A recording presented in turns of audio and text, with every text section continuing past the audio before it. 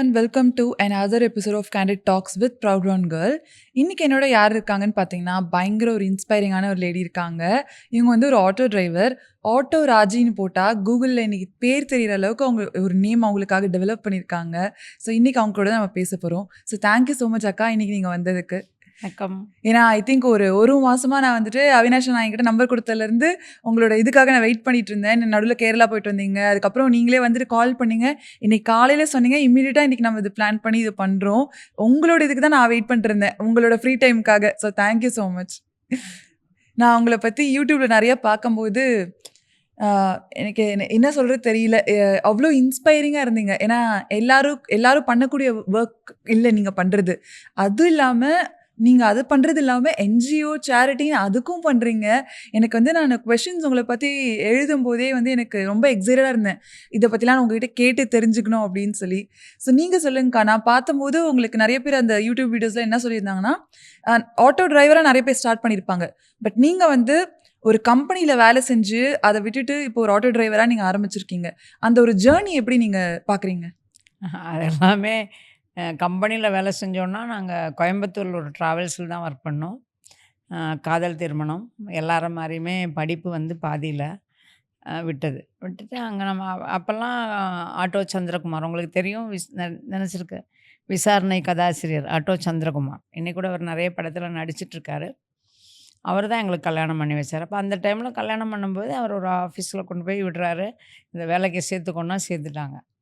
இப்போது அது அங்கேருந்து 98 பாம் பிளாஸ்ட்க்கு அப்புறம் நம்ம சென்னை வரும்போது, சென்னையில் வந்து நம்மளுக்கு படிப்பு சர்டிஃபிகேட் இல்லை, யாரும் தெரிஞ்சவங்க இல்லை. அப்போது படிப்போடு முக்கியத்துவம் அப்போ தான் நான் உணர்ந்தேன்.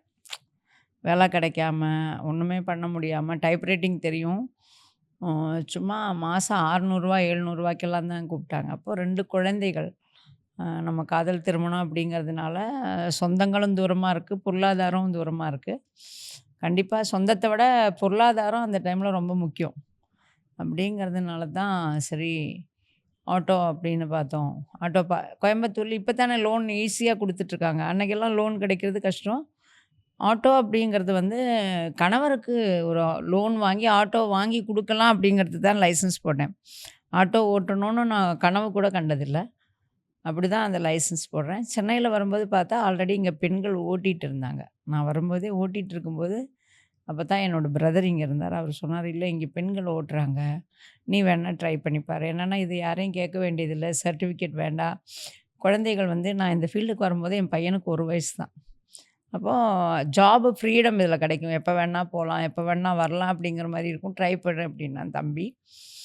அப்படி தான் ட்ரை பண்ணேன். இன்றைக்கி வந்து 25 இயர்ஸ் சக்ஸஸ்ஃபுல்லாக போயிட்டுருக்கு. யாருக்கா ஆட்டோ ஓட்டெல்லாம் சொல்லி கொடுத்தாங்க? ஹஸ்பண்ட் தான். நான் வந்து 1 ஹவர் தான் ஆட்டோ கற்றுக்கிட்டேன். என்னென்னா எல்எல்ஆர் போடும்போதும் கணவர்கிட்ட சொல்லலை. 1 மாதத்துக்கு அப்புறம் டிரைவிங்க்கு போகணும். அன்றைக்கி காலையில் சொல்கிறேன், இன்றைக்கி எனக்கு டிரைவிங் லைசன்ஸ் போகணும், ஆட்டோ கற்றுக் கொடுங்கன்னா. ஒரு நாள் அப்படின்னா அதெல்லாம் தெரியாது, நான் போகணும் அப்படின்னாரு. அப்போ கோயம்புத்தூரில் வந்து ஃப்ரண்ட் என்ஜின்பாங்க, காலில் மிதித்து தான் ஸ்டார்ட் பண்ணணும். ஸ்டார்ட் பண்ணி அந்த 8 போடுறது மிதித்து கொடுப்பாங்க.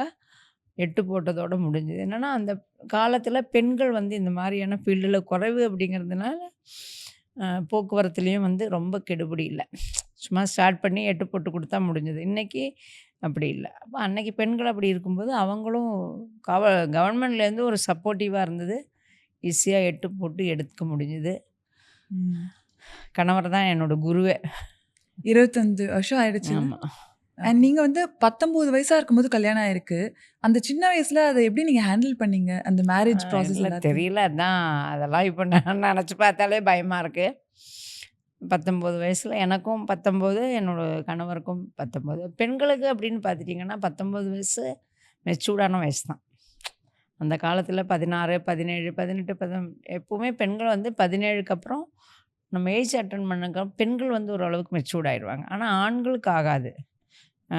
எனக்கு இருக்கிற ஒரே பிரச்சனை அதாக தான் இருந்தது. அவருக்கும் 19 வயசு, விளையாட்டு பையனை கல்யாணம் பண்ணது. அந்த ஆண் 19 வயசில் ஒரு பையன் விளையாடுற வயசு.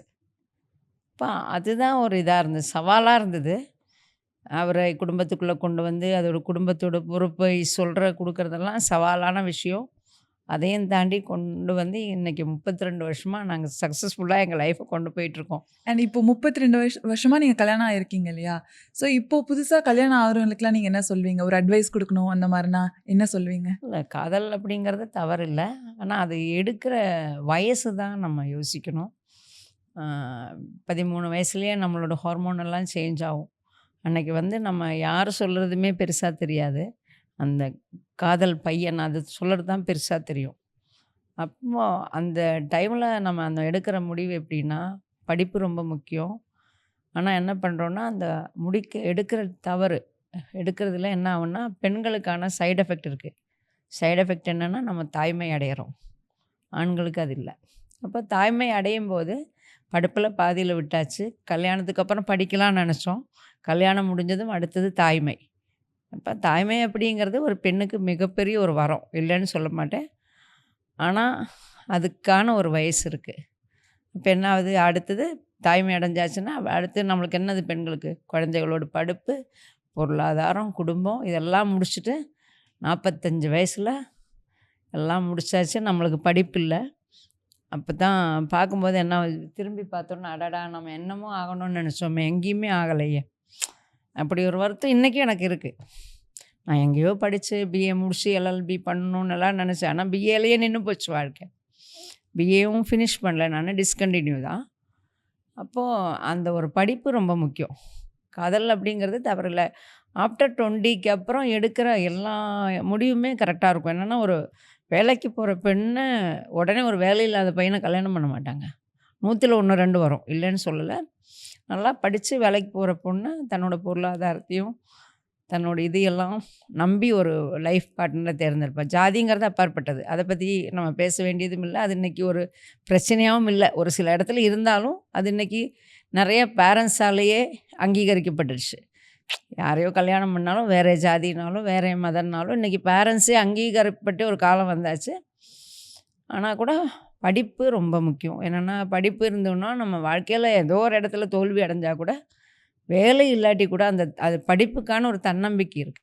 படிச்சவங்களுக்கும், படிக்காதவங்களுக்கும் நெறைய வித்தியாசம் இருக்கு. அந்த தன்னம்பிக்கை நம்மளுக்கு கை குடுக்கும்.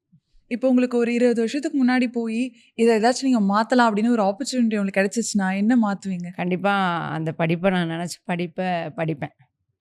அத நெறைய மிஸ் பண்ணிட்டு, நான் நெறையா யோசிச்சிருக்கேன் இன்னைக்கும். அ படிச்சிருக்கலாம். வேலை அப்படிங்கிறது இல்லாட்டி கூட, நம்ம இடத்த அடைய முடியல. என் பையன்கிட்டயே சொல்லுவேன். "நீ அத எழுதுடான்னா, அதெல்லாம் முடியாதும்மா. நீ முடியுமா?" கேட்பான். நான் சொல்லுவேன், "கண்டிப்பா நீ எனக்கு என்னோட வேலையெல்லாம் பார்த்துட்டு, 1 வருஷம் நீ என்கிட்ட ஒரு எக்ஸாம் எழுத சொன்னா, கண்டிப்பா ஃபர்ஸ்ட் அட்டெம்ப்ட்லேயே நான் பாஸ் ஆயிடுவேன்." அப்படின்னு ஒரு கண்டிப்பா படிப்பு வந்து ரொம்ப முக்கியம். பெண்களுக்கு அதுவும் பெண்களுக்கு எஸ்பெஷலி படிப்பு ரொம்ப முக்கியம். அதனால தான் பெண் குழந்தைகளுக்கு நான் படிப்புக்காக சப்போர்ட் பண்ணது என்னால தான். இன்னைக்கு வந்து உங்க பசங்க வந்து ஒருத்தவங்க வந்து ஒரு கார்ப்பரேட் கம்பெனில ஒர்க் பண்றாங்க சென்னையில. இன்னொருத்தவங்க ஒரு டீச்சரா இருக்காங்க கேரளால. இவ்ளோ வந்து நீங்க படிக்க வச்சிருக்கீங்க. அத பார்க்கும்போதே எங்களுக்கு ரொம்ப பெருமையா இருக்கு. ஸோ நீங்க பண்ணலனா கூட உங்க பசங்கள அத பண்ண வச்சிருக்கீங்க. நெறைய பேர் வந்து இத பண்ணல. நான் பார்த்த வரைக்கும் லைக் நெறைய என்னோட சர்க்கிள்ல வந்துட்டு இப்ப என்னோட ஹவுஸ் ஹெல்ப் ஆன்டி ஒருத்தவங்க இருக்காங்க. அவங்க கூட கூட நான் ஒரு பாட்காஸ்ட் பண்ணியிருப்பேன். அவங்களும் இதே தான் சொன்னாங்க. நீங்க என்ன ரிக்ரெட் பண்றீங்க? என்ன வருத்தப்படுறீங்கன்னு கேட்டா படிப்பு தான் சொன்னாங்க அவங்க. படிச்சிருக்கலான்ட்டு எனக்கு ஆசை அப்படின்னு சொல்லி. ஸோ அந்த படிப்புக்கான இம்பார்ட்டன்ஸ் வந்து நீங்க அழகா சொல்லியிருக்கீங்க. ஆமா. அது என்னன்னா இன்னைக்கு எனக்கு படிக்கலன்னா கூட படிச்சு கூட எனக்கு அது யூஸ் இல்ல. இன்னைக்கு நான் படிச்ச ஒரு ஜாப் கிடைக்கும்னா நம்ம படிக்கலாம். ஆனா இன்னைக்கு எனக்கு அந்த படிப்புக்கான யூஸ் இல்ல. ஆனா கூட என்னோட நாலேட்ஜ நான் வளர்த்துட்டு தான் இருக்கேன். கூகுள்ல சர்ச் பண்ணி ஆகட்டும், சிஸ்டத்தில பார்த்துட்டாகட்டும், பேப்பரு, புக்ஸ் எல்லாம் படிச்சு கூட என்னோட நாலேட்ஜ டெய்லி நான் முடிஞ்ச அளவுக்கு இம்ப்ரூவ் பண்ணிட்டு தான் இருக்கேன். அது ரொம்ப இன்ஸ்பைரிங்கா இருக்குக்கா அத கேட்கும்போதே. நைஸ். அண்ட் நீங்க வந்து நீங்க ஒரு இதுல சொல்லியிருப்பீங்க ஒரு இன்டர்வியூல வந்துட்டு இந்த மாரி உங்க ஊர்ல வந்து லைக் அந்த அப்பர் காஸ்ட் பீப்பிள்க்கு தான் வந்து இந்த சுடுகாடெல்லாம் இருக்கு. லோவர் காஸ்ட் பீப்பிள்க்குலாம் சுடுகாடுலாம் இல்லன்னு. இப்ப வரைக்கும் அப்படிலாம் இருக்கா? இன்னைக்கு தான் அது நான் பேசினது ரீசென்ட்டா தான். அப்பர் காஸ்ட்னா பிராமின் ஒரு பக்கம், மலையாளிஸ். கேரளாவோட அப்பர் காஸ்ட் வந்து மலையாளிஸ், நாயர் சொல்லுவாங்க. பிராமின் வந்து ஆக்சுவலா அது கேரளா கிடையாது. வெளியிலேருந்து எப்படி நம்ம நார்த் இந்தியன்ஸ் இங்க வராங்களோ, அதே மாரி தமிழ்நாட்டிலேருந்து பொழப்புக்காக போனவங்க தான் பிராமின்ஸ். கேரளா பொறுத்தவரைக்கும் பிராமின்ஸ் கிடையாது. ஆனா, அவங்க 2 பேருக்குமே எங்கேருந்தோ வந்தவங்களுக்கெல்லாம் அங்க சுடுகாடு இருக்கு. ஆக்சுவலா நானும் அந்த காஸ்ட்டு தான். அத அது நான் சொல்கிறதுக்கு ஏன் நிறைய பேர் கேட்பாங்க என்ன, "நீ அடிக்கடி உன் காஸ்ட்டை பற்றி சொல்கிற, நீ ஐயர் அப்படிங்கிறது இல்ல, நான் ஐயரா இருந்து லோவர் காஸ்ட்டுக்கு வந்து பாடுபடுறேன் அப்படிங்கிறத அங்கே பதிய வைக்கிறேன்." நான் நிறைய பேர்கிட்ட சொல்லுவேன். இல்ல என்கிட்ட சந்திரகுமாரே கேட்டிருக்காரு, "நீ அங்கங்கே ஐயர் ஐயர் ஐயர் ஐயர் அப்படின்னு நீ பதிய வைக்கிறேன்னு." நான் சொன்னேன், ஐயர்னு என்னோட பெருமையை சொல்லல, ஐயரா இருந்து நான் கீழே இருக்கிறவங்களுக்காக போராடணும் அப்படின்னு நினைக்கிறேன். அதைத்தான் நான் அங்கே பதிவு பண்ணுறேனே தவிர, இன்றைக்கும் அந்த சுடுகாடு இல்லை. கிட்டத்தட்ட ஒரு 10 கிலோமீட்டர் போகணும். 10 கிலோமீட்டர் போய் தான் அந்த பேக்வேர்டு காஸ்ட்டுக்கான சுடுகாடு இருக்குது. நிறைய பேர் முடியும் காரில் எடுத்துகிட்டு போவாங்க. ஒரு சில பேர் இன்றைக்கும் மாட்டு வண்டியில் எடுத்துகிட்டு போய் பண்ணிகிட்ருக்காங்க. நம்ம ட்ரஸ்ட்டு அதுக்கான ஒரு முயற்சியில் தான் எடுத்துகிட்ருக்கு. நம்ம எடுக்கிற முயற்சி எப்படின்னா, எந்த காஸ்ட்டும் இல்லை, அது எந்த மதமும் கிடையாது. எரிக்கிறவங்க யார் வேணால் எரிச்சிக்கலாம். கிறிஸ்டியன்ஸும் எரிக்க விருப்பப்பட்ட, ஆனால் அங்கே புதைக்க முடியாது. எரிக்கணும் அப்படிங்கிற ஒரு இதில் மின்மயானம் கொண்டு வந்து எரிக்கிறவங்க எந்த ஜாதியானாலும், எந்த மதமானாலும், எந்த மனிதரானாலும் எரிக்கலாம். என்னென்னா, செத்ததுக்கப்புறம் இருக்கும்போது ஜாதி பார்க்குறதே தப்பு இல்லை. செத்ததுக்கப்புறமும் இன்னும் நம்ம அந்த இதில் இருக்கோன்னா, பேக்வேர்டு காஸ்ட்டுக்காக போராடினா கேரளாவில் தான் அதிகமாக போராடினேன். கீழ் ஜாதி மக்களுக்காக போராடின கம்யூனிசம் அங்கே இன்னும் அங்கே இருந்து கூட அந்த ஜாதி ஒழியலை அப்படிங்கிறது ரொம்ப வருத்தமான ஒரு விஷயமா இருக்குது. எனக்கு தெரிஞ்ச என் ஃப்ரெண்ட் சர்க்கிள்லேக்கா இப்போ வரைக்குமே வந்துட்டு வேற காஸ்ட் பீப்புளை வந்து கல்யாணம் பண்ண அலோவ் பண்ணி, இல்லை அலோவ் பண்ணாமல் வேற ஒருத்தவங்க மேரேஜ்லாம் பண்ணியிருக்காங்க. இப்போ வரைக்குமே அது இருக்குதான். அது இன்னும் கொஞ்சம் ஜென்ரேஷன்ஸ் இருக்கு. ஆறுனாதான் அது மாறும். இல்லைல்ல, அது இருக்கிறதுனால தானே இன்னும் ஆணவ கொலைகள் நடந்துட்டுருக்கு. நம்ம ஒரு பக்கம் நம்ம எல்லாருமே ஜாதி இல்லை, மதம் இல்லை, ஜாதிக்காகவும் மதத்துக்காகவும் நிறைய தலைவர்கள் போராடினாலும் அவங்க அவங்க தலைவர்கள் போராடல இடத்துலேருந்து கூட இன்னும் ஆணவ கொலைகள் நடந்துட்டுருக்கு. அப்போ அது இருக்குது அப்படிங்கிறத நிறைய பேர் பதிவு பண்ணலைன்னா கூட அதுதான் உண்மை. அது மறக்க முடியாத உண்மை. மறக்க முடியாது. இல்லை, ஜாதி இல்லைன்னு சொல்ல முடியாது. ஜாதி இல்லைன்னு சொல்லணுன்னா ஏன் ஜாதி சான்றிதழ்? ஜாதி சான்றிதழே தேவையில்லை. இப்போ அது அது வேர்த்திருவை கொண்டு இருக்குதான் இன்னும். நீங்கள் வந்து அந்த மாதிரி ஒரு பேரண்ட்ஸ்க்குலாம் என்ன மாதிரி அட்வைஸ் பண்ணுவீங்க? இன்னமும் ஜாதி பார்க்குறாங்க. ஆர் உங்கள் பையனுக்கு நீங்கள் வந்துட்டு எப்படி அட்வைஸ் பண்ணுவீங்க? என் பையன்கிட்ட நான் சொல்லுவேன், உனக்கு யாரை பிடிச்சாலும் கூட்டிகிட்டு வா. நான் அவன் கூட்டிகிட்டு வரேன். நான் சொல்லுவேன்டா, ஏன்டா ஆஃபீஸில் அவ்வளோ சுற்றுற, எதையா ஒன்று கூட்டிகிட்டு வரக்கூடாதா அப்படிம்பேன். என்னென்னா, வாழ்க்கை அப்படிங்கிறது ஒரு டைம் தான். அது ஜாதி மதம் இல்லாமல் நம்ம பிடிச்சவங்களோட சந்தோஷமாக வாழணும். அது எந்த இதானாலும் சரி, எந்த ஜாதியானாலும் சரி, எந்த மதமானாலும் சரி, உனக்கு யார் கூட பிடிச்சதோ வாழ். ஆனால் அந்த வாழ்க்கையை நல்லா யோசித்து கடைசி வரைக்கும் கொண்டு போகணும் அப்படிங்கிறது தான். அதுக்கு மட்டும் நீ வந்து நல்லா யோசிக்கணும். அண்ட் இப்போ வந்து ஆட்டோ இதை பற்றி பேசும்போதுக்கா, ஒரு ஃபீமேல் ஆட்டோ டிரைவர் அப்படின்னு சொல்லும்போது சேஃப்டி வந்து நம்ம பற்றி பேசி ஆகணும். நீங்கள் சொல்லுங்கள், லைக் நீங்கள் எந்த அளவுக்கு சேஃபாக ஃபீல் பண்ணியிருக்கீங்க நைட்டில் ட்ரைவ் பண்ணும்போதெல்லாம்? இல்லை, அந்த காலத்துலலாம் எனக்கு ஒரு பயம் இருந்தது. ஒரு சில ஏரியாக்கெல்லாம் நான் போகவே மாட்டேன்.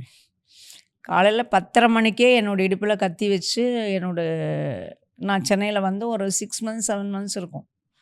காலையில் 10:30 மணிக்கே புளியாந்தோப்பு அப்படிங்கிற வடசென்னையோட ஒரு பகுதியில் என்னோடய இடுப்பில் ஒரு பெண் இடுப்பில் கத்தி வச்சு பணம் பர்ஸெல்லாம் பிடிச்ச சம்பவம் நடந்திருக்கு. இன்றைக்கும் என்கிட்ட வந்து லைசன்ஸ் ஒரிஜினல் கிடையாது, டூப்ளிகேட். அன்றைக்கே அந்த அம்மா அடிச்சுட்டு போயிட்டாங்க. அப்போது அந்த மாதிரியான இடங்கள் வடசென்னை ஒரு பக்கம் போகவே மாட்டோம். வடசென்னை பக்கமெல்லாம் கூப்பிட்டாங்கன்னா 6 மணி வரைக்கும் தான். அப்படியே ஒரு சில இடத்துக்கு போனாலும் எந்த ஸ்ட்ரீட்டுக்குள்ளேயும் நாங்கள் போக மாட்டோம். ஆனால் இன்றைக்கி அப்படி இல்லை. அன்றைக்கி சேஃப்டி இல்லை, என்னென்னா சிசிடிவி எல்லாம் இல்லை. இன்றைக்கி காலம் மாறி போச்சு. நிறைய ரவுடிகள் எங்களை ஆட்டோவில் ஏறி பணம் கொடுக்காமலாம் ஏறுவாங்க. கொண்டு போய் அவங்கள இடத்துல கொண்டு போய் விட்டே ஆகணுங்கிற கட்டாயத்துலலாம் இருந்திருக்கோம். ஸ்டாண்டுன்னு ஒன்று இருக்கும்போது அந்த ரவுடி அவன் ஃபேமிலியோடு வருவான். காவல்துறையே ஒன்றுமே சொல்லாது. கட்டாயமாக அவனோட வீட்டில் அந்த முதல் லீடிங் வண்டி கொண்டு போய் விடணும் அப்படிங்கிற ஒரு கட்டாயம். பணம் கொடுக்க மாட்டான். முடிஞ்சால் நம்மக்கிட்ட 50 100 வாங்கிப்பான். அந்த மாதிரியான காலம் இருந்தது. ஆனால் இன்றைக்கி வந்து அப்படி இல்லை. காலம் மாறிடுச்சு. நிறைய சிசிடிவி, காவலர் ஆப்பு, அது இல்லாமல் இன்றைக்கி இருக்கிற யங்கஸ்டர்ஸுக்கிட்டேயும் அந்த சமூகத்துக்கு மேலே இருக்கிற ஒரு அக்கறை வந்துடுச்சு. ஒரு சில இடத்துல தான் ஒரு பிரச்சனைன்னா பார்க்காம இருந்திருக்காங்களே தவிர, நிறைய இடத்துல இப்போ நானே நைட்டு 10 மணிக்கு ஒரு ஆட்டோ நிறுத்தினேன்னா 2 பசங்களாவது வந்து கேட்பேன், "அக்கா என்னக்கா பிரச்சனை? வீல கழட்டணும் குடுங்கக்கா நாங்கள் பண்ணுறேன்." அப்படின்னா இன்றைக்கி இருக்கிற யங்கஸ்டர்ஸ்கிட்ட அந்த சமூகத்துக்கு மேலே இருக்கிற ஒரு அக்கறை வந்திருக்கு. மேபி அது சோஷியல் மீடியாவாக கூட இருக்கலாம். அதில் இன்றைக்கி சோஷியல் மீடியாவில் அதை போடும்போது ஒரு ஹீரோயிசம் கிடைக்குதுல்ல, அது கூட இருக்கலாம், பரவாயில்ல. அதில் நம்ம எப்படி ஒரு அவார்டு கிடைக்குமோ நம்மளுக்கு அது மாதிரி இருக்கலாம். ஆனால் மேபி இன்றைக்கி நிறைய யங்கஸ்டர்ஸ்க்கு வந்து சமூகத்துக்கு மேலே ஒரு அக்கறை இருக்குது. நீங்க இந்த மாரி ஃபேஸ் பண்ணியிருக்கீங்க இல்லையாக்கா? இந்த மாரி சிச்சுவேஷன்ஸ்க்கு அப்புறம் நீங்க பயந்து, ஐயோ! ஆட்டோ ஓட்ட வேணாம் அப்டின்லாம் டிசைட் பண்ணியிருக்கீங்களா? இல்லை என்ன பேசிக்கலி எங்கள் ஃபேமிலியில் எல்லாருக்குமே தைரியம் ஜாஸ்தி. என்னென்னா எங்கள் அப்பா அந்த காலத்துலலாம் ராஜ குடும்பத்தில் சமைக்கிறவர். இப்போ நம்ம ஒரு சிஎம்முக்கு பிஏக்கு எவ்வளோ பவர் இருக்கோ அந்த பவர் எங்கள் அப்பாவுக்கு இருக்குது. என்னென்னா அந்த ராஜ வாழ்க்கையில் கொட்டாரத்தில் சமைச்சவர் எங்கள் அப்பா தாத்தாலாம். அப்போது நாங்கள் 6மே பெண்கள் அப்படிங்கிறதுனால அந்த காலத்திலே எங்களை ஆண்களை மாதிரி தான் வளர்த்தாங்க. கிணத்துல இறங்கணும், நாங்கள் தான் சேறு எடுக்கணும், மாமரத்தில் ஏறணும், தென்னை மரத்தில் ஏறணும். என்னென்னா வேலைக்கு ஆள் கிடையாது. வயலுக்கு போகணும், விவசாயம் பண்ணணும், மாடு மேய்க்கணும், எருமை மேய்க்கணும். இதெல்லாம் பண்ணறதுனால அந்த காலத்தில் கேரளாலலாம் சைக்கிளே ஓட்ட மாட்டாங்க. ஆனால் எங்கள் பசங்க நாங்கள் எல்லாருமே சைக்கிள் ஓட்டியிருக்கோம். ஊரே எங்களை அப்படியே சைக்கிள் ஓட்டும்போது லேடீஸ் சைக்கிள் ஓட்டுறாங்களா அப்படின்னு நானு பார்க்குற அந்த தைரியமாக தான் வளர்த்துருக்காங்க எங்கள் அப்பா. அதனால அந்த பயமெல்லாம் இல்லை. இன்னொன்று உயிருக்கு ஒருபோதும் நான் பயந்துக்கிறது கிடையாது. கடவுள் என்ன எழுதியிருக்காரோ அப்படி எனக்கு ரோட்டில் தான் விதின்னா சும்மா நடக்கும்போதும் இது பண்ணுவாங்க. அப்போ அதை பற்றி நான் ஒருபோதும் கவலைப்படுறது கிடையாது. ம். சூப்பர்க்கா. அழகா சொன்னீங்க. ஸோ இப்போ வந்து நீங்க ஒரு ஆட்டோ டிரைவரா ஒரு டே எப்படிக்கா இருக்கும் உங்களுக்கு? காலையில யார் சாப்பாடுலாம் செஞ்சு தருவாங்க? எத்தனை மணிக்கு எந்திச்சிருப்பீங்க? அத சவாரிலாம் முடிச்சுட்டு எத்தனை மணிக்கு வீட்டுக்கு போவீங்க? எப்போ தூங்குவீங்க? அத பத்தி சொல்லுங்க. காலையில் நான் 3:30 மணிக்கு டெய்லி 3:30 மணிக்கு எழுந்திரிச்சுப்பேன். எங்கள் ஆச்சார பிரகாரம் அந்த 3:30 மணிக்கு பிரம்ம முகூர்த்தத்தில் விளக்கு வைப்பாங்கன்னு சொல்லுவாங்க வாசலில். அதுக்கு ஒரு ரொம்ப பவர் இருக்குது. நம்ம லைஃப்பில் எங்கே போகணும்னு நினைக்கிறோமோ அங்கே கொண்டு போய் அந்த விளக்கு சேர்த்தும். அந்த அளவுக்கு ஒரு பவர். அதனால எனக்கு மஸ்ட்டு 4:30க்கு முன்னாடி விளக்கு வச்சிடணும். அது விளக்கு வைக்கலைன்னா நான் பைத்தியம் ஆயிடுவேன். அதனால் 3:30 4:00 எழுந்திரிச்சிப்பேன். எழுந்திரிச்சு குளித்து சாமி கும்பிட்டு ஒரு 5:30க்கெல்லாம் 5:00 சமைக்க ஆரம்பித்து 7:30 7:45 நான் அந்த ஃப்ரீ ரைட் கிளம்பிடுவேன். 7:45க்கு ஃப்ரீ ரைட் கிளம்பணும். மேக்ஸிமம் 7:45 8 மணிக்கு ஃப்ரீ ரைட் கிளம்புவேன். திரும்ப நைட்டு ஒரு 8 மணி 9 மணிக்கு வருவேன். திரும்ப நைட் குக் பண்ணுவேன். படுக்கும்போது ஒரு 10 மணி 11 மணி. ஒரு நாளைக்கு 5 மணி நேரம் 6 மணி நேரம் தான் தூங்குவேன். எனக்கு தூங்குகிற ஒரே நாள் சண்டே தான். என்னென்னா ஒவ்வொரு டைம் பார்த்துட்டிங்கன்னா 10:30 மணிக்கு பார்த்தா திரும்ப யாராவது ஹாஸ்பிட்டலுக்கு கூப்பிடுவாங்க 1 மணிக்கு. திரும்ப எழுந்திரிச்சுப்போம். அவங்க போனதுமே சொல்லுவாங்க, அக்கா ட்ரிப்ஸ் ஏற்றிட்டு போயிடலாமேம்பாங்க. திரும்ப ரோட்லேயே உட்காந்து தூங்கிட்டு 3 மணிக்கு அவங்கள கூட்டிகிட்டு வருவோம். திரும்ப 3:30 மணிக்கு எழுந்திரிச்சிருக்காயிரும். ஆனால் பிஸியாக இருக்கும், அவ்வளோதான். ஓகேக்கா. சூப்பர். ஸோ இப்போ வந்து என்னைக்காச்சும் பசங்க வந்து சொல்லியிருக்காங்களா? எங்க கூட நீங்க அவ்வளோ டைம் ஸ்பெண்ட் பண்ணலம்மா நாங்க வளரும்போது. அந்த மாரி உங்களுக்கு ஏதாச்சும் ரிக்ரெட்ஸ் இருந்திருக்கா? இல்லை சொல்லறதில்ல. சொல்லுவான். சண்டே மட்டும் நான் வண்டிக்கு எதாவது கிளம்பினேன்னா, அம்மா ப்ளீஸ்மா இரும்மா அப்படிம்மா. இருப்போம். ஊரில் போனாலும் இருப்போம். பொண்ணு இங்கே வந்தால் பொண்ணு வெக்கேஷனுக்கு இங்கே வரும்போதும் நான் ஹாஃப் டே வண்டி ஓட்டிட்டு ஹாஃப் டே அவ கூட செலவு பண்ணிட்டுருப்பேன். இப்போ நம்ம பேசும்போதுக்கா, ஒரு ஃபீமேல் ஆட்டோ டிரைவரா நம்ம வெளியே நீங்க டிரைவ் பண்ணும்போது தேவையான அளவுக்கு டாய்லெட்ஸ்லாம் இருக்கா? எங்க போய் நீங்க டாய்லெட்லாம் யூஸ் பண்ணுவீங்க? அது ஒரு மிகப்பெரிய பிரச்சனை தான். ஒரு ஏஜுக்கு அப்புறம் பெண்களுக்கு வந்து நம்மளுக்கு இன்றைக்கி இருக்கிற சிச்சுவேஷனில் சுகர் இல்லாத ஆளே இல்லைன்னு தான் சொல்லலாம். இப்போ கோவிட்டுக்கு அப்புறம் அதிகமாகிடுச்சு. அப்போ டாய்லெட் பார்த்துட்டிங்கன்னா நம்ம ஒரு இதில் போயிட்டோன்னு வச்சுக்கோங்களேன், பெட்ரோல் பங்கில் அவங்க சாவி இங்கே இருக்குது இங்கே இருக்குது இங்கே இருக்குது இங்கே இருக்குங்கிறதுக்குள்ளே 1 2 எல்லாமே போயிடும் நமக்கு. அந்த சாவி எங்கேன்னு கண்டுபிடிக்கிறதுக்கே பிக் பாஸ் வீடு மாதிரி ஆகிடும். அந்த அளவுக்கு அது மேனேஜர்கிட்ட இருக்குமா, அவர் இருக்குமா, அவங்க பூட்டி வச்சுருவாங்க. டாய்லெட்டில் என்ன திருட போகிறாங்கன்னு தெரியல, ஆனால் அதை பூட்டி வச்சுருப்பாங்க. அப்படியே அந்த இருக்கிற போனோன்னா சுகாதாரமாகவும் இல்லை. அப்புறம் பப்ளிக் டாய்லெட் இருக்குது. பப்ளிக் டாய்லெட் பார்த்திங்கன்னா எந்த அரசியல் கட்சி யாரையுமே நான் குறை சொல்ல, எந்த கட்சி ஆளுங்கட்சி இருக்கோ அவங்களோட கையில் இருக்குது. அவங்க சாப்பிட்டு தூங்க போகும்போது இதையும் பூட்டிகிட்டு போயிடுவாங்க. நான் கிண்டி பஸ் ஸ்டாண்டில் அதை உடச்செல்லாம் போயிருக்கேன். 12 மணிக்கு பூட்டு உடச்சி நான் பாத்ரூம் போயிருக்கேன். அப்போது இந்த அளவுக்கு தான் இருக்குது. அப்புறம் பஸ் ஸ்டாண்டில் வச்சுருக்காங்க டாய்லெட்டு. சுத்தமாக நம்மளால் போனோன்னா அடுத்த நேரம் அங்கேருந்து வெளியில் வந்து டாக்டருக்கு தான் போகணும். இன்ஃபெக்ஷன் ஆகிடும். சுத்தமாக அது இல்லை. நான் என்ன சொல்லுவேன்னா, நீங்கள் தனியார்கிட்ட கூட கொடுங்க, பே கூட பண்ணுறோம், சுகாதாரமாக கொடுங்கன்னு சொல்கிறோம்.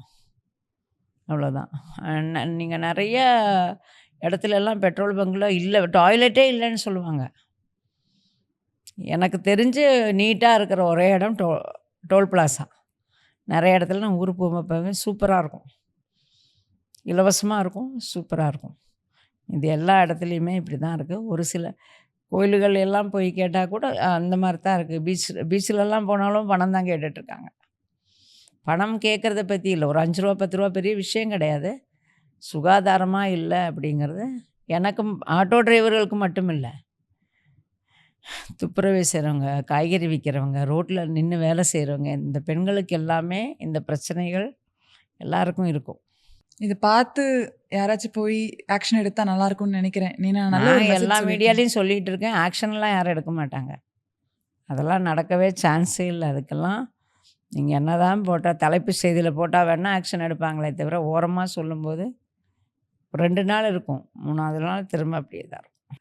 பட் அதுதான் சொல்றேன். நீங்க பண்றது வந்து எல்லாராலயும் பண்ண முடியாது. அத நீங்க பண்றீங்க. அண்ட் நீங்க பேசும்போது மத்தவங்களுக்காகவும் நீங்க சொன்னீங்க இல்லையா? அது ரொம்ப வேலிடான ஒரு பாயிண்ட். ஸோ யாராச்சும் அதை ஹெல்ப் பண்ணி பார்த்து பண்ணா நல்லா இருக்கும் தான் நினைக்கிறேன். நான்லாம் போகும்போது அந்த பூட்டு அந்த லாக் பண்ணியிருந்தேன்னா நான் உடைச்சிருவேன். அது எனக்கு தேவைன்னா நான் உடச்சே போவேன். அதை பற்றி கவலைப்பட மாட்டேன். வண்டியில் டூல்ஸ் வச்சுருக்கேன், சுற்றிலால் தட்டிட்டு நான் பாட்டுக்கு போயிட்டே இருப்பேன்.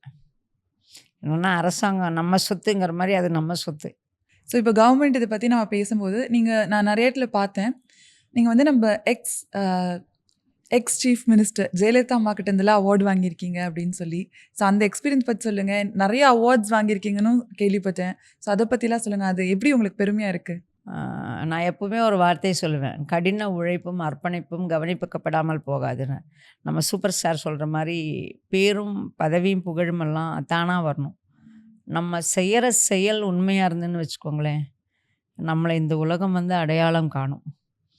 அதுக்கு வந்து யாரோட இதுவும் நம்ம இவ்வளோ சர்வீஸு பண்ணும்போதும் இந்த மாதிரி எல்லாம் அவார்டு கொடுப்பாங்க. ஒரு சிஎம்ஐ போய் பார்க்க முடியும், அவார்டு கொடுப்பாங்க. இன்றைக்கி பார்த்துட்டிங்கன்னா எங்கிட்ட இருக்கிற ஆட்டோ டாக் டெவலப்பர்ஸ் வந்து ஃப்ரீயாக கொடுத்த ஆட்டோ.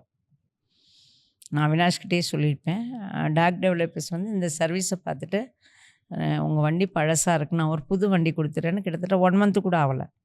அப்போது நம்ம செய்கிற செயல் உண்மையாக இருந்ததுன்னா பணமும் புகழும் பேரும் எல்லாமே தன்னாலேயே தேடி வரும். நம்ம எப்படி வாழ்ந்தோம் அப்படிங்கிறது இல்லை, நம்ம போகும்போது இந்த பூமியில் என்ன விதைச்சிட்டு போகிறோம் அப்படிங்கிறது தான் முக்கியம். என்னென்னா இன்றைக்கும் எனக்கு ஒரு நல்ல நம்பிக்கை இருக்குது. நான் இறந்தால் கூட டிவியில் குட்டியாகாத ஒரு வரும் ஒரு லைன், இந்த மாதிரி ஒருத்தர் இறந்துட்டாங்கன்னு. அப்போது எம்ஜிஆர் சொல்கிற மாதிரி 3 எழுத்தில் என் பேச்சு இருக்கும், அது முடிஞ்ச மூச்சு இருக்கும், முடிந்த பின்னாலும் இந்த பேச்சு இருக்கும் அப்படிங்கிறது தான். அந்த அளவுக்கெல்லாம் வாழ முடியாட்டி கூட அந்த மாதிரி ஒரு வாழ்க்கை எல்லாருமே பண்ண முடியும். என்னாலேயே பண்ண முடியும்னா இன்னும் எவ்வளவோ பேரால் பண்ண முடியும். ஒரு நம்ம சர்வீஸ் பண்ணுறதுக்கு ஒரு பணமோ அழகோ ஒன்றுமே பேர் எதுவுமே தேவையில்லை, மனசு இருந்தால் மட்டும் போதும். சூப்பர்க்கா. ஸோ பார்த்தீங்களா ஜெயலலிதா அம்மாவை பார்த்தீங்களா? பார்த்தேன். அதெல்லாம் சடனாக ஒரு எடுத்த முடிவு. அந்த டைம்லலாம் பேசக்கூடாதும்பாங்க, காலில் விழக்கூடாதும்பாங்க, மனு கொடுக்கக்கூடாதும்பாங்க. ஆனால் அந்த ஒரு 2 செகண்ட்ஸ் அவங்க கூட எனக்கு கிடைச்ச ஃபஸ்ட்டு அங்கீகாரமே அதுதான். நான் நினச்சி கூட பார்ப்பேன் சிலப்போ, அவங்க கூட நின்று ஒரு ஃபோட்டோ எடுத்ததுனால நம்ம அவங்க மாதிரி ஒரு அயர் லேடியாக ஆயிட்டோமோ, அதுதான் எனக்கு தொடக்கமே. ஃபஸ்ட்டு அவார்டு அவங்க தான். அதனால தான் எனக்கு தோணும் எப்போவுமே, நல்ல ஒரு பெரிய மலை கூட நிற்கும்போது ஒரு நம்மளுக்கு பரவாயில்ல, நம்மளுக்கு ஒரு தைரியம் இருக்கும் பாருங்கள், அந்த ஒரு தைரியம். அயர்ன் லேடி சான்ஸே இல்லை உலகத்தில். இன்னொரு வாட்டி அந்த மாதிரி பெண்கள் பிறக்கவே முடியாது. அது வந்து நீங்கள் பார்ட்டி வைஸ் நீங்கள் வந்து அவங்க சப்போர்ட் பண்ணணும்னு இல்லை, பட் ஒரு விமனாக நீங்கள் வந்துட்டு அவங்கள பார்க்கும் போதே இல்லை, அவ்வளோ ஒரு கான்ஃபிடென்ஸ் அது ஆமாம் ஆமாம். நிறைய அவங்க மாயாவதி, மம்தா பானர்ஜி, கனிமொழி மேடம், இந்திரா காந்தி அம்மா, இவங்களெல்லாம் வந்து இவங்களையெல்லாம் பார்க்கும்போது நம்மளுக்கு ஒரு இன்ஸ்பிரேஷன் தனியாகவே வரும். நம்மளுக்கு முடியும், அப்படிங்கிறது. உலகத்தையே ஆட்டி படைச்சிருக்காங்க இந்திரா காந்தி அம்மா. தமிழ்நாட்டையே கைக்குள்ளே வச்சுருக்காங்க ஜெயலலிதா அம்மா. இந்த மாதிரி எல்லாம் முடியும்போது பெண்களால் முடியாதெல்லாம் எதுவுமே கிடையாது. நம்மளோட சக்தி நம்மளுக்கு தெரியாமையே நம்ம இன்னும் வாழ்ந்துட்டுருக்கோம். உங்கள மாரி ஆளுங்க கூட இன்ஸ்பிரேஷன் தான். நீங்க சொன்ன லிஸ்ட்ல உங்க பேரையும் சேர்க்கலாம். ஐயோ! ஸோ இப்போ நீங்க சொல்லுங்கக்கா. நீங்க இத்தனை வருஷம் ஒர்க் பண்ணியிருக்கீங்க இல்லையா? ஆல்மோஸ்ட் 25 இயர்ஸ் ஆட்டோ ஓட்டியிருக்கீங்க. ஸோ ஒரு கேர்ளா ஃபினான்ஷியல் இண்டிபெண்டன்ஸ் எவ்வளோ முக்கியம் அப்படின்னு சொல்லுங்க. அதாவது சம்பாதிக்கிறது வந்து எவ்வளோ முக்கியம்? ரொம்ப ரொம்ப முக்கியம். நான் எங்கள் வீட்டிலேருந்து வரும்போது கட்டின துணியோடு தான் வந்தேன்.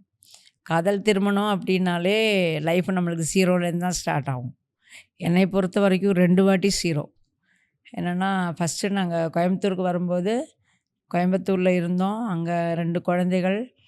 அப்புறம் அங்கேருந்து பாம்பிளாஸ்க்கு அப்புறம் பிஸ்னஸ் இல்லை. சரி அங்கேருந்து சென்னைக்கு வர முடிவு எடுக்கிறோம். சென்னைக்கு வரும்போது நாங்கள் கோயம்புத்தூரில் அந்த வீட்டோட வாடகை எல்லாமே கொடுக்கல.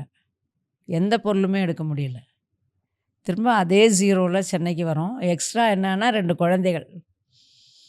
அங்கே குழந்தை இல்லை, இங்கே குழந்தை. இதுதான் திரும்ப. அப்போது திரும்ப ஜீரோவில் ஆரம்பிக்கிறோம் சென்னையில் வாழ்க்கை. ஃபினான்ஷியல் ரொம்ப ரொம்ப ரொம்ப முக்கியம். அந்த ஃபினான்ஸுக்காக தான் இவ்வளோ ஓடினேன். ஓடும்போதே நான் நினப்பேன், இவ்வளோ காலையிலேருந்து நைட்டு வரைக்கும் ஓடுறோம், வாழ்க்கை போர் அடிக்குது. அந்த காதல் திருமணம் அப்படிங்கிறதுனால சொந்தங்களால் ஒதுக்கப்படுறோம். பணம் இல்லைங்கிறதுனாலே ஒதுக்குவாங்க. பணம் வந்து எப்போவுமே முக்கியம். 2வது ஆட்டோ அப்படிங்கிற ஒரு அண்டர்லைன். நீங்கள் என்ன தான் நம்ம பெருசாக இருந்தாலும் ஆட்டோ அப்படிங்கிறது ஒரு பிளாக் மார்க் தான். நீங்கள் சொல்லுவீங்க பெருமைக்குரிய விஷயம். ஆனால் இன்றைக்கி பார்த்துட்டிங்கன்னா மாலுகள்லாம் ஆட்டோ அலௌடு இல்லை, தேட்டரில் கிடையாது. அதை விட கொடுமை, நிறைய ஸ்கூலுகளில் ஆட்டோவுக்கு பார்க்கிங் இல்லை. காருக்கு இருக்கும். காருக்கு இருக்கிற அதே ஃபீஸ் தான் ஆட்டோவில் வர குழந்தையும் கொடுக்குறாங்க. ஆனால் ஆட்டோ உள்ள பார்க்கிங் இல்லை. அப்போது என்ன தான் நம்ம பெரிய இடத்துல இருந்தாலும் ஆட்டோவுக்கு ஒரு கீழே பிளாக் மார்க் இருக்குது. அப்போ இது எல்லாமே இருந்ததுனால எனக்கு ரொம்ப போர் அடிச்சிச்சு. அப்போ நான் நினப்பேன், இந்த வாழ்க்கை வந்து நம்ம தவறாக தேர்ந்தெடுத்திருக்கோம். இந்த காதல் வந்து நம்ம பண்ணியிருக்கக்கூடாது. அப்பா சொன்ன மாதிரி அவர் சொல்லி பையனை நம்ம கல்யாணம் பண்ணியிருக்கணும். தப்பான ரூட்டில் போகணுமோ அப்படின்னு நிறையா ஃபீல் பண்ணும்போது தான் சந்திரகுமார் சொல்லுவார், நீ வந்து உங்கள் வீட்டில் எப்படி வாழ்ந்தியோ அதே மாதிரி வாழ நினைக்கிற. காதல் திருமணம் அப்படின்னா நிறைய பிரச்சனைகள் இருக்கும். நீ வந்து உனக்காக வாழாமல் சாதாரண மக்கள் கூட இறங்கி வாழ்ந்துப்பார் அப்படின்னு சொல்லித்தான் நிறைய இடத்துல நான் சர்வீஸ் எல்லாம் கொஞ்சம் கொஞ்சமாக ஸ்டார்ட் பண்ணுறேன். நைட்டு பெண்களை கூட்டிகிட்டு வரேன். நான் மோஸ்ட்லி யார் கூடயும் அந்த பழகாமல் இருந்தது. திரும்ப அப்படி எனக்கான ஒரு அந்த கிரேடு நீங்கள் சொல்கிறீங்களா, அந்த ஜாதி கிரேடை கீப் பண்ணிட்டு தான் இருந்தேன் உண்மையாகவே. அதுக்கப்புறம் தான் பார்த்தேன், சரி இந்த மாதிரியான இறங்கி பழகும்போது தான் தெரிஞ்சு கண்டிப்பாக ஜாதியிலையோ பணத்துலேயோ இல்லை, அன்பு உள்ளங்களில் இருக்குது அப்படிங்கிறது புரிஞ்சுக்கிட்டேன். அதுக்கப்புறம் அதில் நல்லா ஹாப்பியாச்சு. இப்போ நான் எனக்கு யார் கூடயும் பழகுவேன். எனக்கு அந்த ஜாதியோ மதமோ மனிதர்களோ நியாயோ ஒன்றுமே இல்லை. எங்கள் வீட்டில் பார்த்துட்டிங்கன்னா நிறையா பூனைகள் இருக்கும். இந்த பூனை எல்லாமே ரோட்டில் யாராவது விட்டுட்டு போகிற பூனையை. கொஞ்சம் பெருசாச்சுன்னா நாங்களும் விடுவோம், ரொம்ப குட்டியாக விடுவாங்க. தாய்ப்பால் குடிச்சிட்டு இருக்கிற குழந்தைய கொண்டு போய் ரோட்டில் விடும்போது பார்க்கும்போது கஷ்டமாக இருக்கும். வீட்டில் கூட்டிகிட்டு வந்து கிட்டத்தட்ட 1 வருஷம் 6 மாதம் வளர்த்ததுக்கப்புறம் அதுகள் வெளியில் போய் சாப்பிட்றதுக்கு அதுகளால் முடியும் அப்படிங்கும்போது நாங்கள் ரோட்டில் கொண்டு போய் விடுவோம். எப்போவுமே எங்கள் வீட்டில் வந்துட்டிங்கன்னா 6 பூனை 7 பூனை இருந்துகிட்டே இருக்கும். இப்போ ரீசெண்டாக கூட ஒரு மழையில் குட்டியாக ஒரு பூனை தண்ணியில் கொண்டு போய் விட்டுருக்காங்க. தண்ணியில் அது நீந்திகிட்டே போகுது. எங்கே போகுதுன்னு தெரியாமல் நம்மக்கிட்ட அந்த அனிமல் ஸ்மெல் இருக்கும்ல, என்னை பார்த்ததையுமே அப்படியே ஏறி இங்கே வந்து உட்காந்து தான். இன்றைக்கி 3 மாதமாச்சு. எங்கள் வீட்டில் அவ்வளோ ஹாப்பியாக இருக்கு. அவ்வளோதாம்மா. உயிரும் பசியும் எல்லாருக்குமே ஒன்று தான். எல்லா உயிரினத்துக்கும் ஒன்று தான். பசிங்கிறது மனிதர்களுக்கு மட்டும் இல்லை, நம்மளுக்கு சொல்கிறோம், அதுகளும் சொல்லறது இல்லை, அவ்வளோதான். அதுகளுக்கும் பசிக்கும். சூப்பர்க்கா. எனக்கு வந்து பெட்ஸ்னால் ரொம்ப பிடிக்கும். எங்கள் வீட்டில் ஒரு நாய் இருக்குது. ஸோ அதனால் இந்த பூனையை பற்றி சொல்லும்போது எனக்கு ரிலேட் பண்ண முடிஞ்சுது. நைஸ். அண்ட் இப்போ நீங்கள் வந்து இந்த ஃபினான்ஷியலி இண்டிபெண்டன்ஸ் பற்றி நம்ம பேசணும் இல்லையா? ஸோ அதை நம்ம ஏர்ன் பண்ண ஆரம்பித்தாலே வந்து நமக்கு அது ஒரு தனி தைரியம் கொடுக்கும்ல. லைக் நிறைய இப்போது எங்கள் அம்மா வந்துட்டு என்கிட்ட சின்ன வயசுலேருந்தே சொன்னது வந்து, நீ வந்து நீயே ஏர்ன் பண்ணணும், உன் சொந்த காலில் நிற்கணும் அப்படின்னு சொல்லி. ஸோ அதை வந்து நீங்கள் பண்ணிகிட்ருக்கீங்க. நிறையா பேரால் அதை பண்ண முடியல, நிறைய லேடிஸால் பண்ண முடியல. கல்யாணம் ஆனதுக்கப்புறம் லைஃபே மாறிடும். அதை அவங்க பர்சியூ பண்ண மாட்டாங்க. அவங்க ட்ரீம்ஸு, அவங்க நான் இதுவாகணும் அதுவாகணும் நிறைய நினச்சிருப்பாங்க. அதெல்லாம் பர்சியூ பண்ணுறதுக்கான அதுக்கான ஒரு ஆப்பர்ச்சுனிட்டி இருந்திருக்காது. பட் நீங்க அத அழகா பண்றீங்க. ஸோ அது ரொம்பவே ரொம்ப ரொம்ப இன்ஸ்பைரிங்கா இருக்கு. நைஸ்க்கா. அண்ட் இப்போ வந்து நானு என்ன கேட்கணும்னு நெனச்சேன்னா, உங்க ஆட்டோல வந்து ஃப்ரீயா போலாமாமே அப்படியா? அந்த ஃப்ரீ ரைட்ஸ் பத்தி சொல்லுங்க. அது யார் யாருக்கெல்லாம் பொருந்தும்னு சொல்லுங்க. கவர்மெண்ட் ஸ்கூல் கேர்ள்ஸ் ஸ்டூடெண்ட்ஸ்க்கு ஃப்ரீ குடுப்போம். அப்புறம் நைட்டு வந்து ஹாஸ்பிட்டலுக்கு குடுப்போம். இப்போ நைட்டு வந்து இப்போ நான் பண்ணாநகர்ல என்னோட ட்ரிப்பு முடிக்கிறேன்னா, நான் பெரம்பூர் வரைக்கும் எம்டியா போறேன். இந்த டைமில் பெரம்பூர் வரைக்கும் யாராவது வருதுன்னா ஃப்ரீயா வரலாம். இல்ல சப்போஸ் இப்போ நான் உன்ன பார்க்க வந்தேன். இந்த டைமில் நான் எம்டியா தான் வந்தேன். இந்த டைமில் நான் இந்த ரோட்ல வரும்போது பஸ் ஸ்டாண்டில் நின்னுட்டு, இந்த ரூட்டுக்கு யாராவது வருதுன்னா ஃப்ரீயா வரலாம். சும்மா ஆட்டோ போகுது. என்னை பொறுத்த வரைக்கும் அந்த ஆட்டோல யாரோ ஒருத்தர் இருந்துகிட்டே இருக்கணும். ஒண்ணுல ஃப்ரீயா இருக்கணும், இல்லாட்டி காசு குடுத்துருக்கணும். நம்ம இப்போ ஒரு கல்யாணத்துக்கு ஒரு நகர்ல போறோம்னா, பஸ் ஸ்டாண்ட்ல நிப்பேன். நான் நகர் போறேன், யாராவது வரீங்களான்னு கேட்பேன். பைசா கிடையாது. என்னன்னா அது சும்மா போறோம்ல. நம்ம ஒரு வேலைக்கா போறோம், ட்ரிப்பா போல. அப்ப இந்த மாரியான விஷயங்களுக்கு. அதுக்கப்புறம் பார்த்துட்டிங்கன்னா, college students, transgenders, house keeping staff, private school teachers இவங்களுக்கு எல்லாமே நம்ம பில்லிங்லேருந்து 20% ஆஃபர் குடுக்குறோம். ஆன்லைனில் அவங்க புக் பண்ணால் கூட ஆஃபர் கொடுக்குறோம். அது இல்லாமல் மாஸ்க் வச்சுருக்கோம், மெடிசின் வச்சுருக்கோம், நாப்கின் வச்சுருக்கோம், வாட்டர் பாட்டில் வச்சுருக்கோம், சார்ஜிங் பாயிண்ட் வச்சுருக்கோம், வைஃபை வச்சுருக்கோம். பெண்களுக்கான ஸ்டிக்கர் போட்லேருந்து ஹேர் பேண்ட்லேருந்து ஹேர் பின்லேருந்து எல்லாம் வச்சுருக்கோம். லிப்ஸ்டிக் இல்லை. இவ்வளவும் வச்சுருக்கோம். சூப்பர்க்கா. நம்மளால் என்னென்ன சர்வீஸ் பண்ண முடியுமோ இதெல்லாமே யார் வேணால் வண்டியில் வரவங்க யூஸ் பண்ணிக்கலாம். அப்சல்யூட்லி ஃப்ரீயாகவே. வேற லெவல். இது வந்து நெறைய பேருக்கு போய் தெரியணும். குழந்தைகளை இது பண்ணுறதுக்காக ஒரு குட்டி டிவியும் வச்சுருக்கோம். இதெல்லாமே உங்க ஹோட்டல்ல இருக்கா? Okay, super. நான் அது பின்னாடி எழுதியிருந்தத பார்த்தேன். கவர்மெண்ட் ஸ்கூல் கேர்ல்ஸ்க்கு வந்து ஃப்ரீ அப்படின்லாம் எழுதியிருந்தீங்க. அத பார்த்தேன். மீதியெல்லாம் நான் படிக்கல. நைஸ்க்கா. மீதியெல்லாம் முதல்ல வந்து ஆட்டோ ஃபுல்லாக எழுதிட்டு இருந்தேன். அப்புறம் என் பையன் கத்த ஆரம்பித்தான். என்னம்மா எல்லாத்தையும் எழுதிட்டு பப்ளிஷ் பண்ணிகிட்ருக்க, வண்டியில் ஏறவங்களுக்கு தெரியும்போது உள்ளே ஒரு போர்டு வச்சு எல்லாமே பண்ணியிருக்கேன் வண்டிக்குள்ளே. முதல்ல என்ன பண்ணியிருந்தேன்னா, வண்டி ஃபுல்லாக எழுதியிருந்தேன். அப்போ அவன் சொன்னான், நீ வண்டி ஃபுல்லாக எழுதுறது பப்ளிசிட்டி மாதிரி இருக்குது, உனக்கான பப்ளிசிட்டி தேடுற மாதிரி இருக்குது. கஸ்டமருக்கு தெரியும், அவங்க ஏறும்போது உள்ளே படிப்பாங்க, அவங்க வேணும்னா வெளியில் போய் அவங்க சொல்லட்டும். நீயா வந்து சொல்லிக்க வேண்டும். வெளியில் இருக்கிறவங்க பார்த்து அதை யூஸ் பண்ண முடியாது. ரோட்டில் பைக்கில் போகிறவங்க வந்து ஃப்ரீயாக இருக்கிறத யூஸ் பண்ண முடியாது. அப்போ எதுக்கு வெளியில் எழுதுகிற? வேண்டாம், உள்ளே எழுது, தப்பு இல்லை. அவங்க பார்த்துட்டு அது நல்லதுன்னா அவங்க வெளியில் போய் சொல்லட்டும் அப்படின்னா, அப்போ அதுக்கப்புறம் அந்த ஃப்ரீ ரைட் மட்டும் எழுதுகிறோம். என்னென்னா குழந்தைகளுக்கு இந்த ஆட்டோ வர்றது தெரியணும் அப்படிங்கிறதுனால வேறு எல்லாமே எதுவுமே எழுதுறதில்ல, எல்லாமே உள்ளே மட்டும்தான். சூப்பர்க்கா, சூப்பர். ஸோ இப்போ நான் இன்னொன்னும் கேள்விப்பட்டேன். நீங்க ஆட்டோ ஓட்டுறது மட்டும் இல்லாம என்ஜிஓவும் வச்சிருக்காங்களாமே? அத பத்தி சொல்லுங்க. என்ஜிஓ அதுவும் வந்து என்ஜிஓன்னு எனக்கு என்னன்னே தெரியாது ஃபஸ்ட்டு. நம்ம இந்த யூடியூப்பு, சோஷியல் மீடியாலலாம் போடுறது பார்த்து நிறைய பேர் வந்து நாங்களும் உங்களுக்கு சப்போர்ட் பண்ணுறோம் அப்படின்னு பணம் நம்மளுக்கு போட்டுட்ருந்தாங்க. அதுவும் கோவிட் டைமில் கொஞ்சம் அதிகமாகிடுச்சு. அப்போது பேங்க்கில் கூப்பிட்டு அவர் சொன்னார், இல்லை வெளிநாட்டிலேருந்து இந்த பணம் வந்து அதிகமாக உங்கள் அக்கௌண்ட்டில் வரும்போது உங்களே உங்கள் மதத்துக்காரர் சேர்ந்தும்போது சொந்தம் எதாவது சொல்லிக்கலாம். அடுத்தடுத்த மதத்துலேருந்து வரும்போது அவங்களுக்கு ஒரு சென்ட்ரல் கவர்மெண்ட்டு அது பிரச்சனையாக மாறிடும் அப்படின்னு சொன்னார். அவரை தான் அப்புறம் ட்ரஸ்ட்டுங்கிறது இருக்கிறதே அவர் தான் சொன்னார். கேள்விப்பட்டிருக்கோம், இதுதான் ட்ரஸ்ட்டு அப்படின்னு தெரியாது. நான் ட்ரஸ்ட்டுனா ஏதோ பெரிய கம்பெனினெல்லாம் நினச்சிருந்தேன். அப்புறம் தான் அவர் பேங்க் மேனேஜர் கூப்பிட்டு, இந்த மாதிரி ஒரு என்ஜிஓ மாதிரி ரெஜிஸ்டர் பண்ணுங்கள், அப்போ நீங்கள் அதில் பண்ணிட்டு வந்துட்டு சப்போர்ட் பண்ணலான்னு. அப்படி மக்களோட பணம் வந்து சேர்ந்து திரும்ப இன்னொன்று எப்படின்னா, இப்போ நீங்கள் என்னோடய அக்கௌண்ட்டுக்கு அனுப்பினீங்கன்னா இன்றைக்கி நான் வேணால் கொடுக்கலாமா இருக்கும். பணம் நிறையா சேரும்போது எனக்கும் ஃபைனான்ஷியலாக ப்ராப்ளம் வரும்போது யோசிப்போம். நம்ம எல்லாமே மனிதர்கள். இன்றைக்கி வரைக்கும் மாறலை, ஆனால் நாளைக்கு மாற மாட்டோம் அப்படிங்கிறதுக்கு கேரண்டி இல்லை. சூழ்நிலை தான் ஒரு மனுஷனை மாக்குது. வேண்டாம் அப்படின்னு சொல்லி எனக்கு நானே கட்டுப்பாடு போட்டது தான் என்ஜிஓ. அப்படி தான் 2020 இணையும் கைகள் உமன்ஸ் எஜுகேஷன் ஒரு என்ஜிஓ ஆரம்பித்து கிட்டத்தட்ட அதில் ஒரு 13, 14 குழந்தைகளை இன்னும் படிக்க வச்சிட்ருக்கேன். ஒரு ஃபேமிலிக்கு ஃபுல்லாக பவானியில் ஒரு ஃபேமிலி ஃபிசிக்கலி அந்த குழந்தை படுத்துகிட்டே தான் இருக்கும், எழுந்திருக்காது. 16 இயர்ஸ் ஆச்சு. அவங்களுக்கான ஹவுஸ் ரெண்டு, ப்ரொவிஷன்ஸ், அவங்களுக்கான எல்லா எக்ஸ்பென்ஸுமே கிட்டத்தட்ட 4-5 இயர்ஸாக நாங்கள் தான் பார்த்துட்ருக்கோம். அது மட்டும் இல்லாமல் எக்மோரில் இருக்கிற சில்ட்ரன்ஸ் ஹாஸ்பிட்டலுக்கு கேன்சர் குழந்தைகளுக்கான ட்ரை ஃப்ரூட்ஸு, ஜிஹெச்சில் ஒரு சில மெடிசின் வந்து நம்ம வெளியில் வாங்கணும், ஒரு சில டெஸ்ட்டுகளுக்கு பே பண்ணணும். இந்த மாதிரியான டெஸ்ட்டுகள் யங்கஸ்டர்ஸாக அங்கே வந்திருந்தாங்கன்னா பெருசாக நாங்கள் 80-70 இயர்ஸ்க்கெல்லாம் பெருசாக சப்போர்ட் பண்ணுறதில்ல. வயசு சின்ன பசங்க வாழ்கிற வயசில் இந்த மாதிரி ஒரு நோய் வரும்போது அவங்களுக்கான சப்போர்ட்டு. நடுவில் கூட ஒரு குழந்தை கேன்சர் குழந்தை இறந்தது. வெஸ்ட் பெங்கால்லேருந்து வந்து அந்த குழந்தைய பாடி எடுத்துகிட்டு போகணுன்னு சொன்னாங்க. அதுக்கான சப்போர்ட்டுகள். இந்த மாதிரியான நடுவில் ஒரு நடிகர் கூட இறந்தார், பொண்டாமணி. அவர் ஏதோ ஒரு நடிகர். அவருக்கான டயாலிசிஸ் இந்த மாதிரியான எங்களால் முடிஞ்ச உதவிகள் பிளட் டொனேட் பண்ணிகிட்ருக்கோம். கிட்டத்தட்ட 2013லேருந்து இன்னைக்கு வரைக்கும் எவரி 6 மந்த் பிளட் டொனேட் பண்ணிகிட்ருக்கேன். என் பையனும் அவனோட 18 வயசுலேருந்து இன்னைக்கு வரைக்கும் பிளட் டொனேட் பண்ணிகிட்ருக்கான். சூப்பர்க்கா.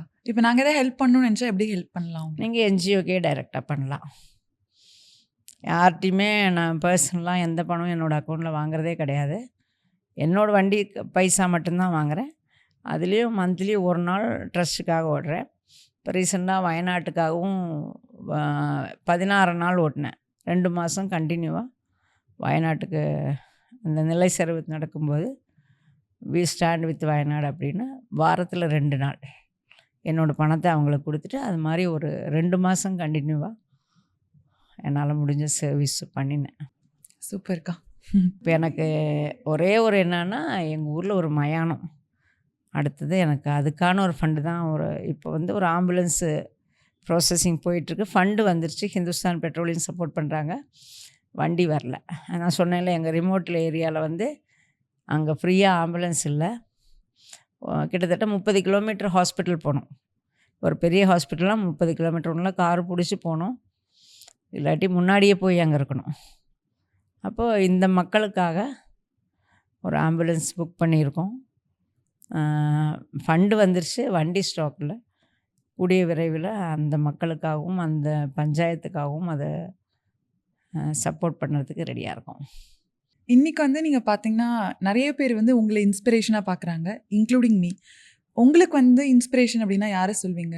நீங்க சின்ன வயசுலேருந்து வளரும்போது, எனக்கு இவங்கள மாரி ஆகணும், அந்த மாரி ஏதாவது தோணியிருக்கா? இல்லை அந்த மாதிரி இல்லை. நம்ம எங்களோட கிராமம் பார்த்துட்டிங்கன்னா, கிராமத்தில் மக்களுக்கு அந்த காலம் இப்போல்லாம் இல்லை, அந்த காலத்தில் பார்த்துட்டிங்கன்னா தன் குடும்பம், தன் குழந்தைகள் அப்படி தான். எங்கள் அம்மா அப்பாலாம் நான் அப்படி தான் பார்த்துருக்கேன். என் குழந்தைகள் அப்படி தான் நம்மளும் வளர்ந்துருக்கோம். நான் வந்து பொதுவாக வரத்துக்கு காரணமே கோயம்புத்தூர் மக்கள் அப்படின்னு சொல்லுவேன். என்னென்னா, நாங்கள் காதல் கல்யாணம் பண்ணி அங்கே இருக்கும்போது ஒரு வீட்டுக்கு போனோன்னா, அவங்க சாப்பிட்றத விட்டுட்டு எங்களுக்கு தருவாங்க.